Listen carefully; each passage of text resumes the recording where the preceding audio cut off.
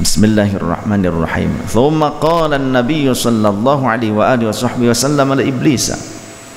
Kemudian qala berkata siapa an-nabiy baginda Nabi sallallahu alaihi wasallam li iblis kepada iblis, fakam a'da'uka, maka ada berapakah musuh-musuh muhai iblis, min ummati, dari kalangan umatku.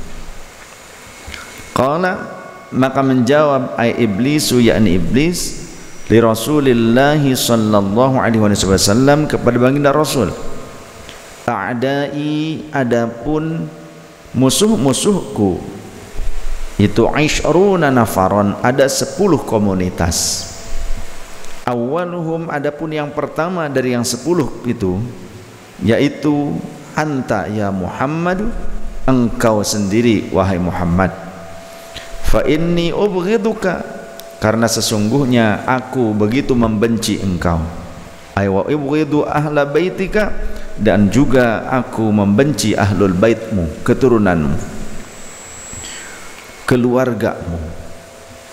Wal alimul amilu bil ilmi, wal alimu, dan yang keduanya orang alim, al amilu, yang mengamalkan, bil ilmi, atas ilmunya.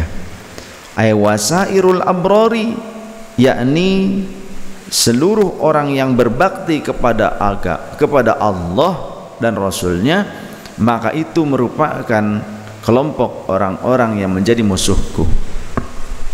Wahamilul Qur'ani, dan penyandang Al-Quran, ay hafidhuhu, yakni para penghafalnya. Idza amila bima fihi, jika si penghafal Quran itu dia mengamalkan isi kandungan Al-Qur'annya, tidak hanya menghafalkannya saja. Kalau dia menjadi hafizul Quran dan pengamal Quran, maka dia termasuk kelompok musuh-musuhku. Tapi kalaupun hafal Quran tapi justru menyalahgunakan Al-Quran, maka itu bisa masuk kategori kekasihnya setan, karena Al-Quran disalahgunakan. Qala sallallahu alaihi wa alihi wasallam, telah bersabda baginda Rasul, hamalatul Qur'ani, adapun para penghafal Al-Quran itu merupakan urafa'u ahlil jannati, dikategorikan sebagai orang-orang bijak penghuni surga. Yaumal qiyamati, pada hari kiamat. Wasyuhada'u quwwadu ahlil jannati, dan adapun kelompok orang-orang yang mati syahid, mereka merupakan quwwadu ahlil jannati, para panglimanya penghuni surga. Wal anbiya'u, dan adapun para nabi itu sadatu ahlil jannati, para pemimpin penghuni surga. Yang keempatnya yang menjadi musuhku, kata iblis, wal muadzinu lillahi fi khamsi salawatin, dan para muadzin yang ia melantunkan adzan di setiap waktu salat, lillahi, tulus karena Allah Ta'ala, tulus karena Allah Ta'ala, bukan untuk memprovokasi. Hayya 'alas shalah diganti, ya, hayya 'alal falah diganti menjadi hayya 'alal jihad, atau ditambahi dengan hayya 'alal jihad, hayya 'alal jihad. Hayya 'alas shalah diganti jadi hayya 'alal jihad. Bukan yang seperti itu. Itu provokator, bukan muadzin lillah.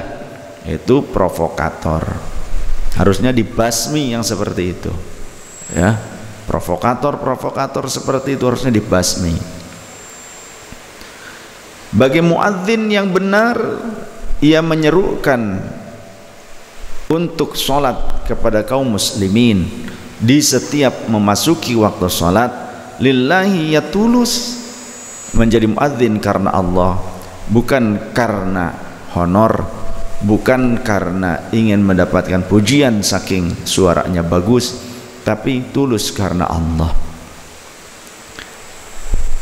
Qala sallallahu alaihi wa alihi wasallam, telah bersabda baginda Rasul, al muadzinul muhtasibu, adapun para muadzin, para pelantun azan, orang yang menyeru azan,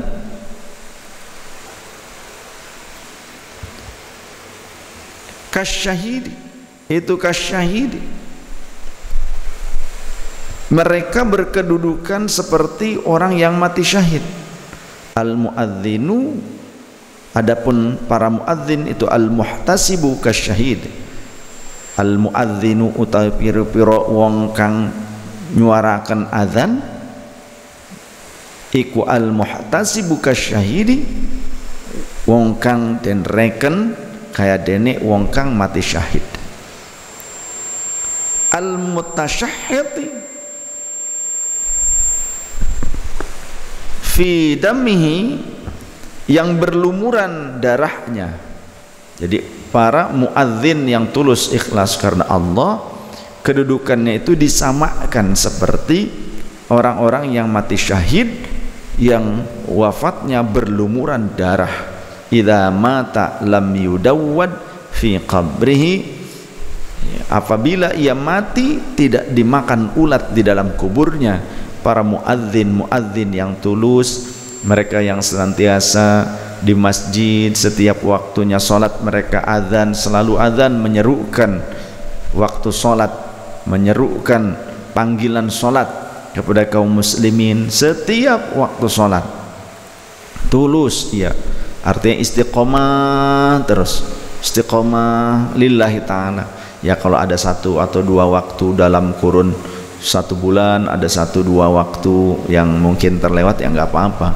Atau satu minggu ada satu dua waktu yang mungkin ia tidak azan, ya karena ada kesibukan, tapi seringnya ia azan. Ini masuk kategori orang yang kelak di alam kuburnya tidak akan dimakan cacing tanah, tidak akan dimakan oleh belatung.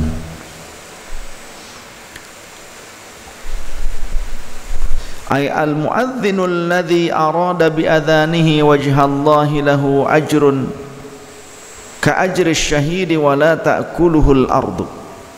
Ay al muadzinu, yakni para muadzin, alladzi arada bi adhanihi, yang dengan azannya ia berkehendak, wajhallahi, keridhaan Allah, yang dikehendakinya hanyalah keridhaan Allah Ta'ala. Lahu ajrun, lahu iku tetap kedua ikulah muadzin, ajrun utawi ana ganjaran. Lahu ajrun, bagi para muadzin yang tulus itu mereka disediakan pahala ke ajri syahidi, seperti pahalanya orang yang mati syahid. Wala ta'kuluhul ardu, yang mana bumi tidak akan memakan mereka, bumi tidak akan menghancurkan jasad mereka. Gampang kan? Udah aja jadi muadzin insyaallah. Jadi jangan pernah kita meledek, mengkerdilkan, menghinakan, merendahkan para muadzin di masjid. Yang tulus mereka bukan karena honor, yang tulus mereka azannya bukan karena mereka ingin menyombongkan suara, tapi tulus mengajak orang lain supaya pada sholat berjamaah. Orang-orang seperti ini bahkan mereka mendedikasikan hidupnya untuk merawat dan memakmurkan masjid. Yang seperti ini justru orang yang mulia.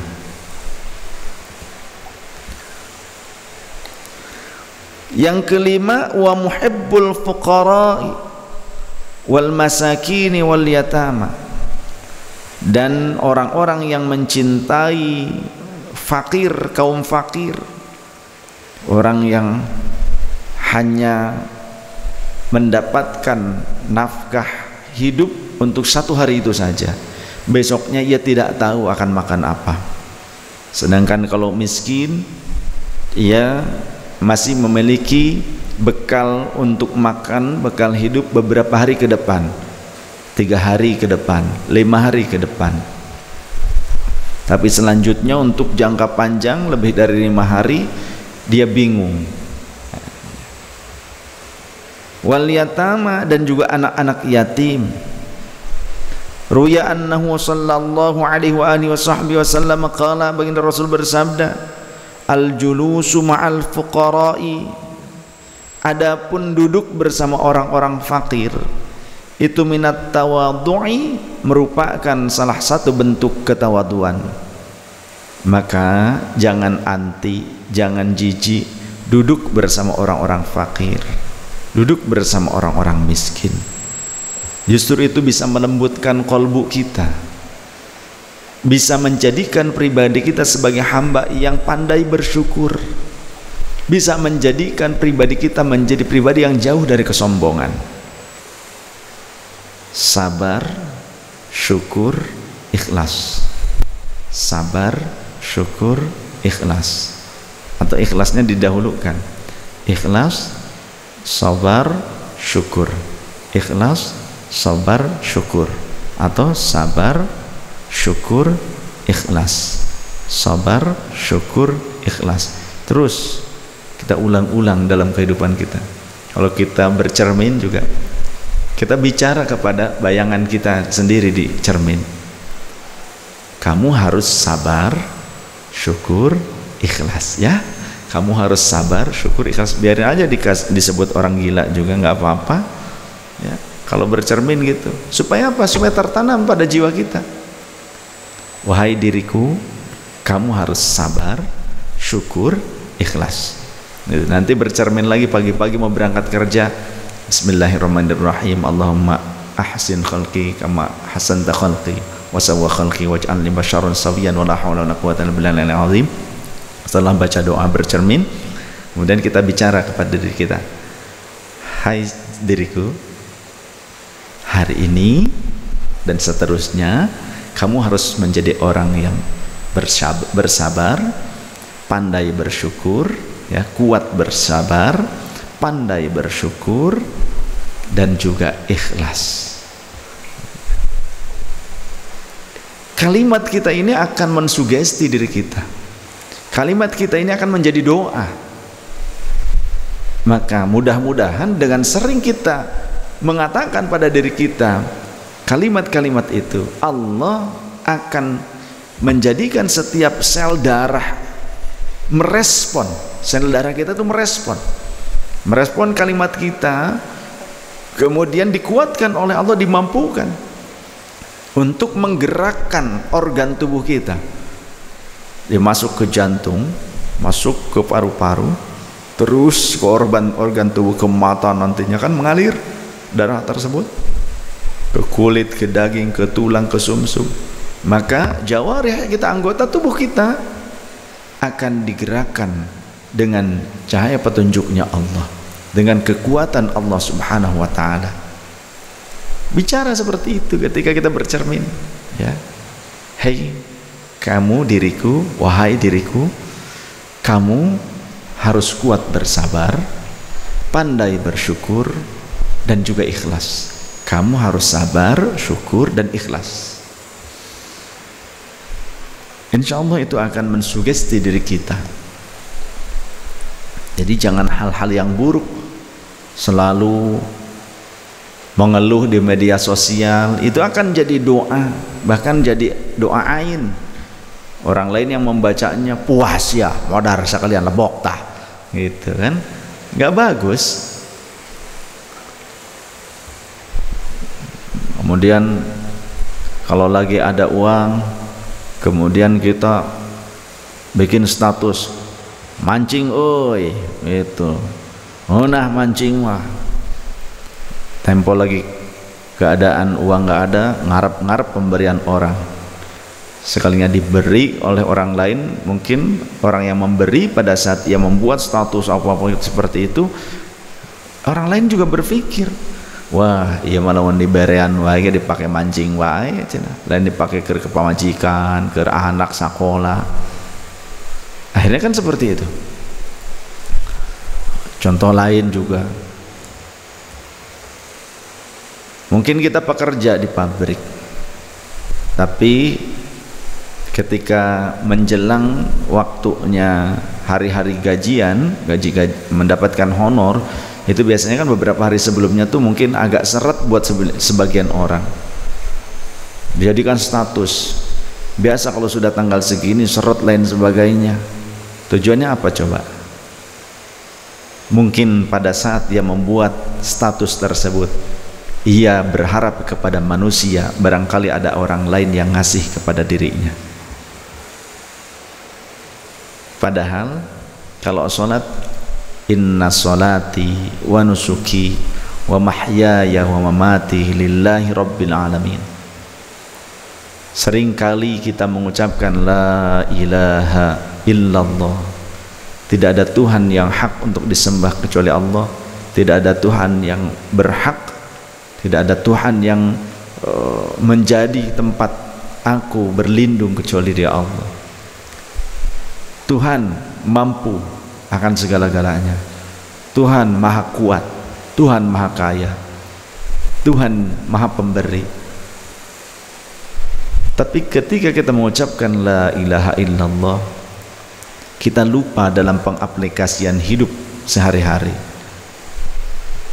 Coba ketika kita menghadapi masalah tuh, kita ucapkan la ilaha illallah wahdahu la syarikalah lahul mulku wa lahul hamdu wa huwa ala kulli syai'in qadir wa la hawla wa la quwwata illa billahil aliyyil azim.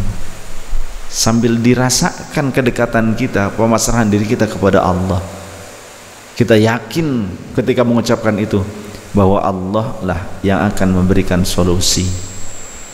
Tapi jangan cuma kita berharap tanpa ada ketakwaan.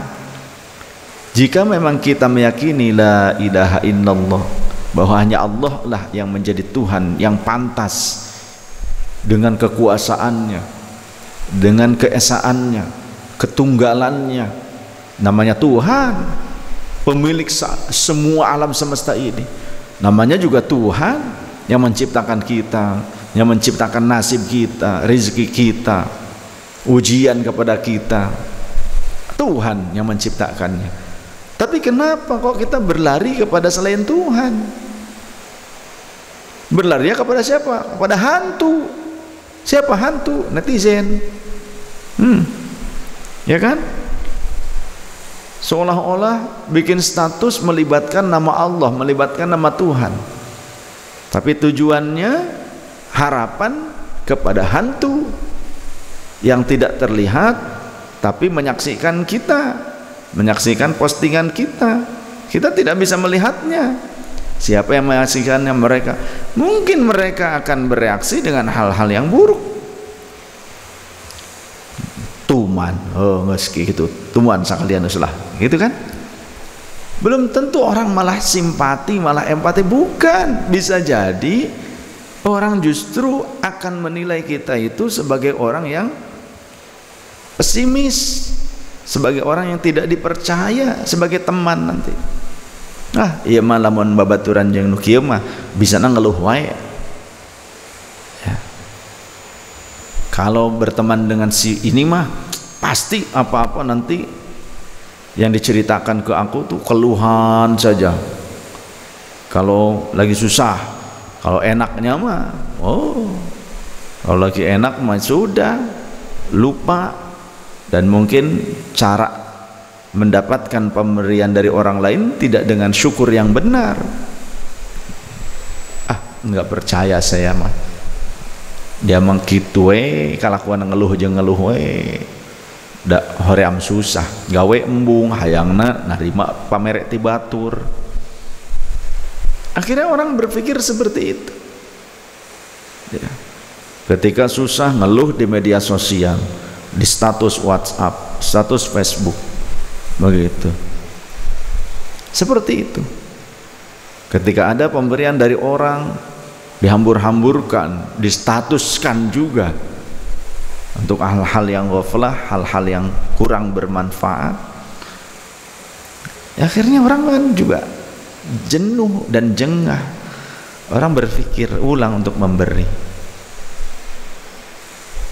Dan orang juga akan berpikir, ngapain saya berteman dengan orang seperti ini? Bisanya cuma ngeluh doang nanti. Pada saat diberi, bukannya bersyukur pakai untuk hal yang baik, malah dipakai hal yang kurang bermanfaat, hal yang ghaflah. Orang saya itu ngasih buat keluarganya supaya dia bisa menghidupi keluarganya dengan yang halal. Orang yang memberi, mungkin ada orang-orang yang memberi berpikir demikian. Ya.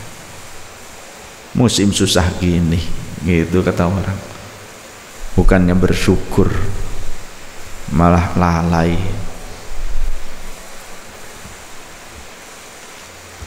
Jangan mudah mengeluh, jangan apa-apa mengeluh aja, mengeluh pada orang.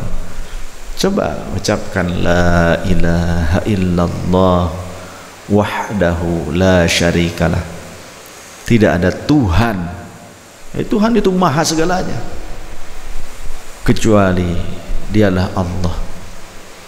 Tempat aku bergantung, yang menciptakan seluruh alam semesta, menciptakan diriku, nasibku, ujian kepadaku, solusi untukku, ya Allah, ya Tuhan. Tidak ada yang lain, gitu kan. Wahdahu la syarikalah. Ia tunggal sendiri, tidak ada yang menyekutui kepada Allah.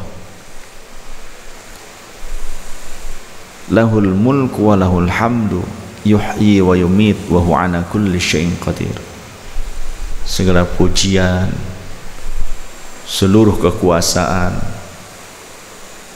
kehidupan, kematian dimiliki oleh Allah. Wa huwa ala kulli syai'in qadir. Dan Allah maha mampu melakukan apapun terhadap apapun. Wala haula wala quwwata illa billahil aliyil azim. Ucapkan seperti itu dengan penuh keimanan, dengan penuh harapan kepada Allah agar Allah memberikan solusi. Tapi juga jangan sampai ketika diberikan solusi kita kurang syukur, tidak pandai bersyukur, kita malah jadi orang yang kufur nikmat. Harusnya ketika Allah berikan solusi kita harus tambah yakin kepada Allah, tambah dekat kepada Allah, bukan malah mundur alon-alon.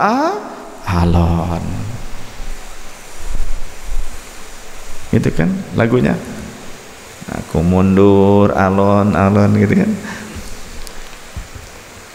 Al-julusu ma'al fuqara'i minat tawadu'i wa huwa min afdalil jihad, kata Rasulullah sallallahu alaihi wasallam. Al-julusu ma'al fuqara'i, duduk bersama orang-orang fakir, itu minat tawadu'i, merupakan salah satu bentuk rendah hati, ketawaduan. Wa huwa min afdalil jihadi, dan itu pun salah satu cara untuk meraih seutama-utamanya bentuk jihad. Duduk bersama orang-orang fakir itu salah satu cara untuk meraih pahala jihad. Kalau kita mau jihad, urusin orang fakir. Jangan sampai kita ngurusin orang di luar negeri tapi di bangsanya sendiri nggak diurusin.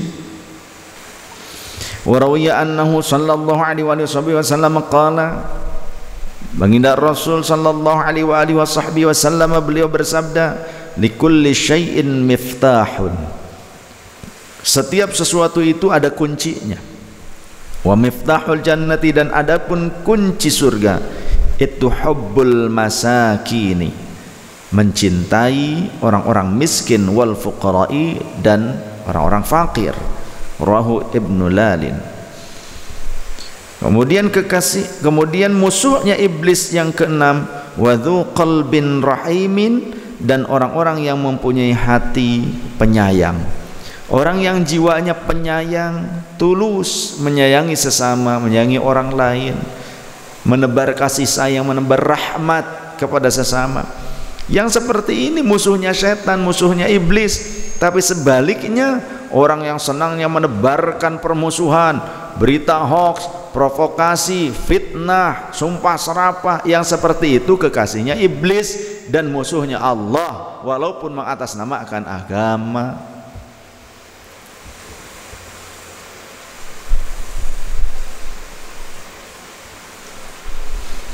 Wadhu qalbin rahimin fi jami'i umuri ibadillahi la siyama ahlul ma'asi.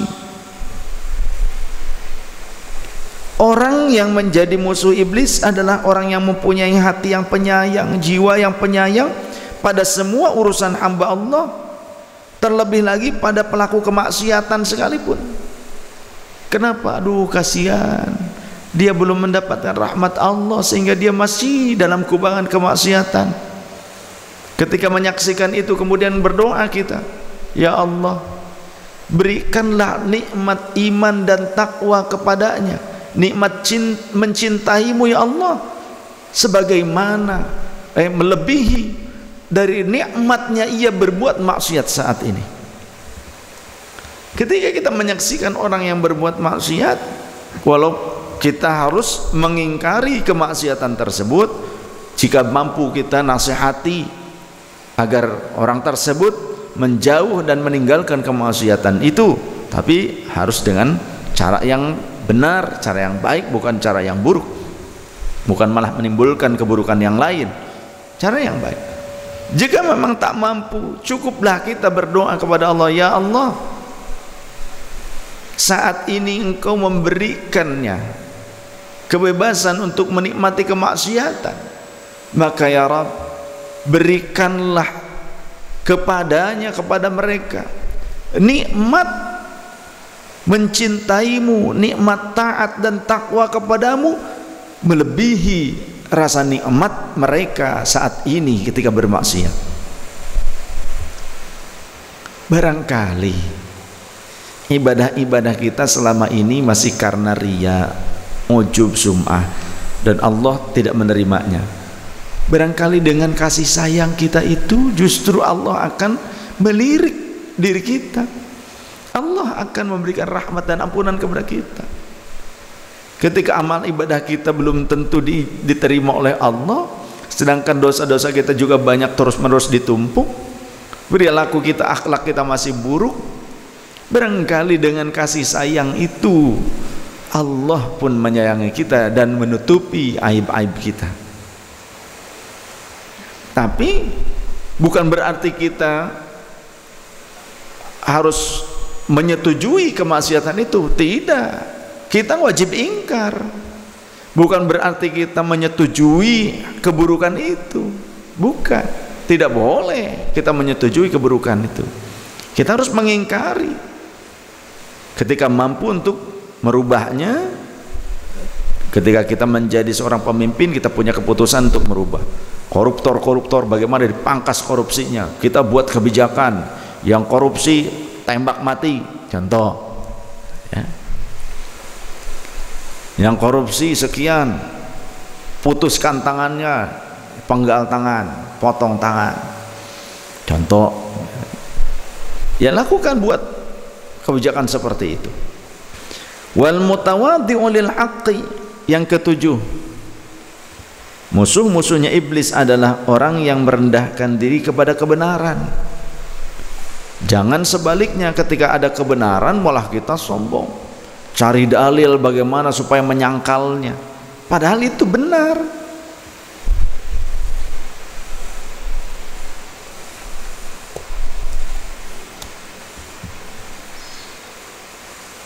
Qala Al-Qushairi, Syekh Al-Qushairi, Imam Al-Qushairi telah berkata, wat tawadhu huwal istislamu lil haqqi.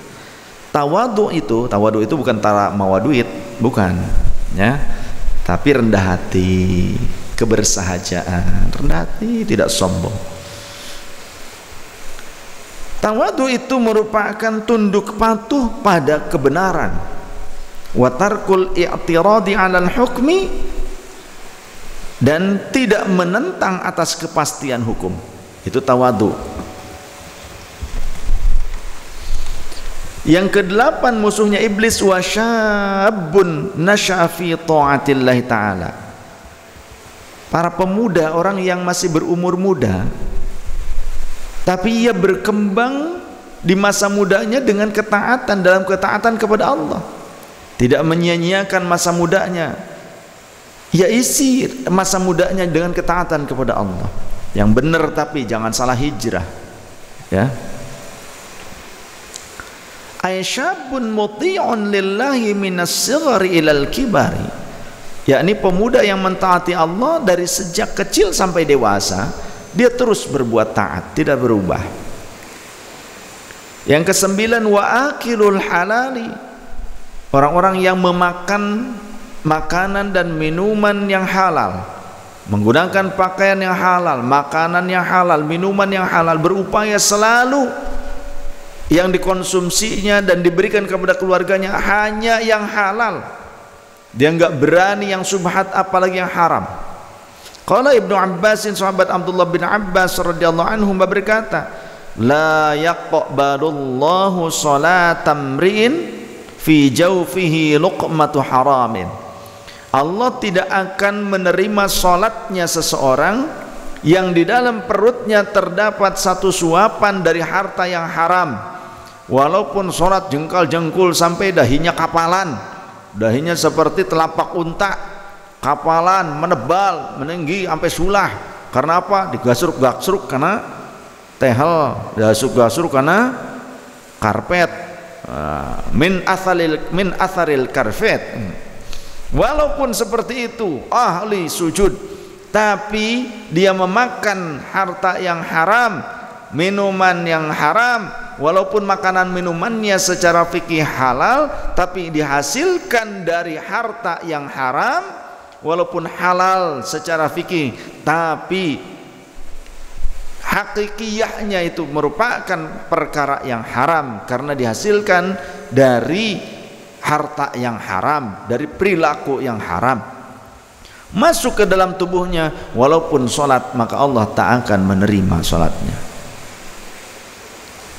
Apalagi yang memakan haram dan tidak sholat, lebih parah lagi, ya. Jadi jangan dipelintir, kalau begitu nggak usah sholat lah, toh saya masih makan makanan yang haram. Makin ngeblesek, makin celaka, lebih celaka. Yang ke-10 musuhnya syaitan adalah wasyubbanul mutahabbani, wasyubbani al mutahabbani fillahi, dan dua anak muda yang saling mencintai karena Allah, ila ayyamuta, yakni sampai ia mati. Maksudnya dia orang yang bersahabat sejak masa muda dalam persahabatan yang benar, bukan bikin gangster. Dia bersahabat dengan ketentuan Allah Ta'ala, berteman, bersahabat sampai tua. Inilah bukan sahabat pena, ya, bukan sahabat pena, sahabat sejati, sahabat sejatiku, kayak gitu kan. Sahabat sejati kumpul di majelis, kemudian khidmat bersama-sama di majelis, khidmat kepada ulama, khidmat kepada para aulia, khidmat kepada solehin, khidmat kepada umat, khidmat kepada Allah, kepada Rasulullah, bersama-sama.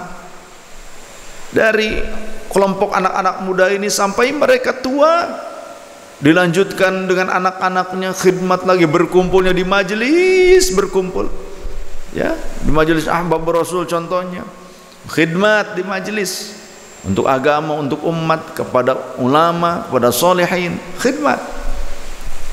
Nah, mereka saling menyayangi satu sama lain karena Allah, artinya tidak menyakiti, saling peduli, saling empati, selalu saling memperhatikan bagaimana keadaan teman-temannya, sayang kepada teman-temannya, punya perhatian maksudnya, ya, bukan berarti menyayangi dalam hal ini menyayangi istri orang, bukan. Punya perhatian, selalu perhatian kepada teman-teman, saling memperhatikan, saling empati, saling peduli.